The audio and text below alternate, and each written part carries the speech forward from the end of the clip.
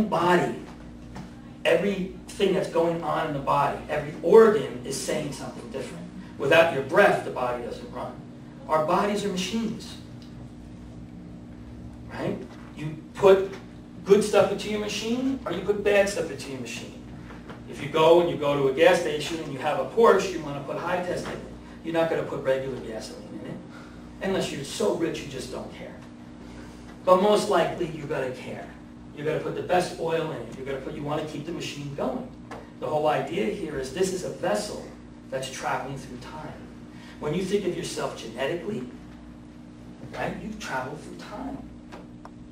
You're a part of all those elements that started from nothing. I choose to believe that we're all on a journey.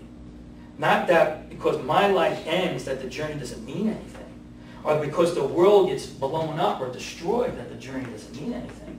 That I'm participating in the imagination of creation.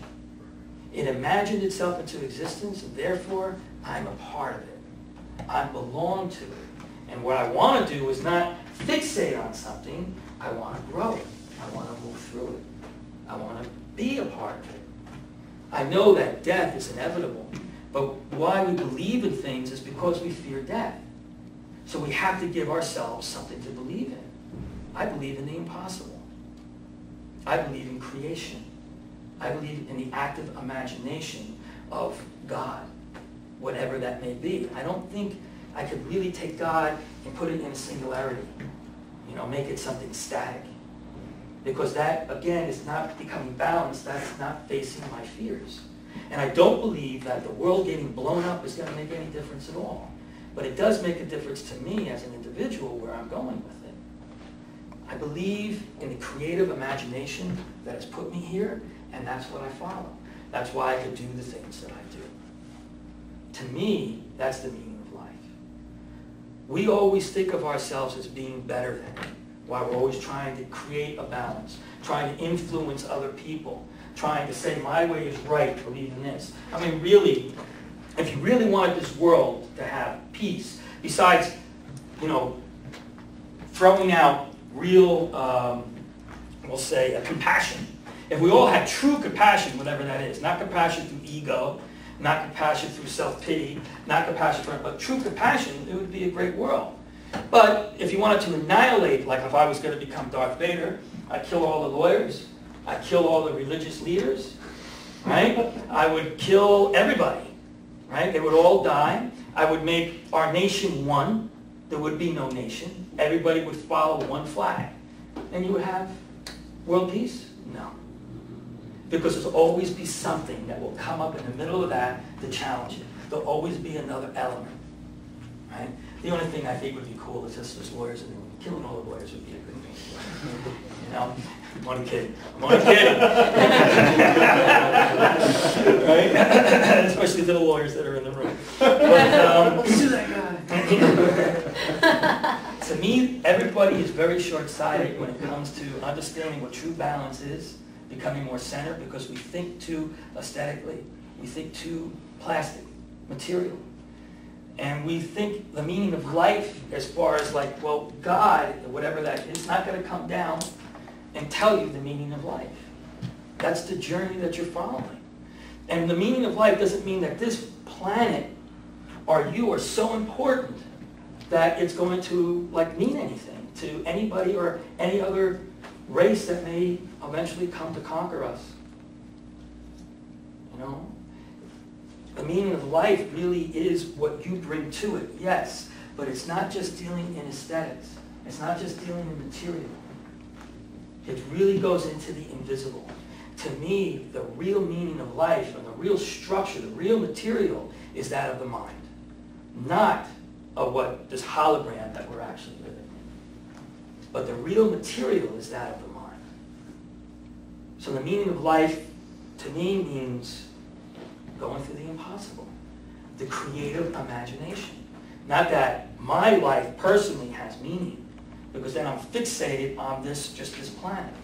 Though I care about this planet. I mean, our planet is hiccuping now. It's giving us little warning signs. that it's possible coming up to maybe mass destruction or whatever that may be. Are you guys really fearful of that? Has anybody made an active stand to do anything about it? We all know it's happening, we all talk about it, but it seems that we still can't, we're like barracudas, still want the shiny things.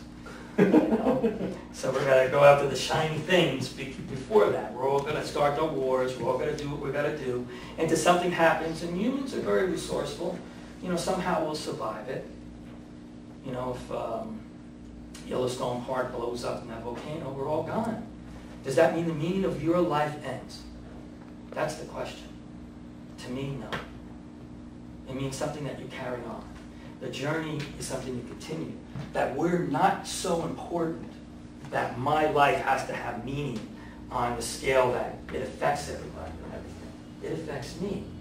And whatever I'm going, I believe in that journey. Not that the world could blow up and it means nothing at all. Because then you're thinking about you. Then you're just thinking about, this has to be important. I believe it is important. I believe what we're trying to do in this room is important. Whatever effects it will have on other people that you talk to, whatever effects it will have on the people that are going to listen to it. I think it's important for people to think a little bit differently and realize that you do have some type of control. It may not be big, you may not be able to go in and stop a war, but who knows who you'll affect down the line that stops that. It only takes one grain of sand, and any mechanic in the room knows this, to mess up a whole gear. Right? You can have this big machine to throw a little screwdriver in it, and the whole machine starts to shut down. That's systems within systems. So whatever we're doing here today, however I'm speaking, it makes you think. And maybe today you guys leave with a different meaning to life, that you're not so self-involved, that you're not so important, that you are a part of the universal consciousness. If you look at nature as an organism that you are living within, that you are taking part in, that you are breathing with, then you are part of that imagination. And you're bringing it to life.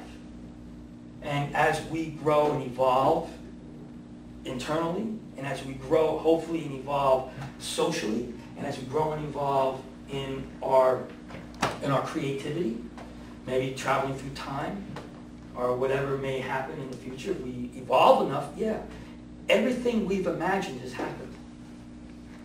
As you think about it. You think about, I have an aunt who was 100 years old, 120, she died. And she was around when Billy the Kid was hung. It's really amazing, right? Billy the Kid was hung or shot, whatever it was, right? And she was telling me the story. She was around from that time to see the man land on the moon. Amazing. You know, but she was a kid. Here there were people shooting each other, right? They were riding, no cars, no TV. Oh my God! No radio, candles. Still using candles. She was around for all of that. I mean, she died maybe 20 years ago, but she lived a long time. And she goes, yeah, I've lived all this life. I've seen this transition to, you know, where, who was that guy that, Flash Gordon. Watching Flash Gordon, it was starting to become more of a reality.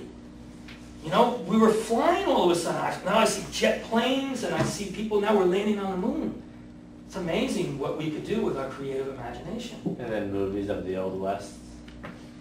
Movies of the Old West. You know, all, it's just, you know, we laughed at. But, you know, it's just amazing to see all those changes that we partake in. So I don't think when you talk about the meaning of life that we are as important as we think that we are. But yes, we also are as important as we think we are. We're also very important to who we are. It's what you bring to it, but not always in the aesthetics. You know, it doesn't mean that you have to create always balance in it's important what you do here. Yes and no. It's also important that you know that you're a part of something, that you're a part of a traveler.